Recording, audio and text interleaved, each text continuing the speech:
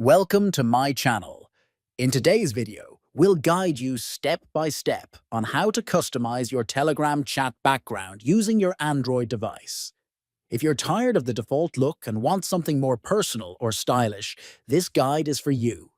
It's quick, simple, and totally worth it. Let's begin. First, open the Telegram app on your Android phone. Next, tap the three horizontal lines in the top left corner to open the menu.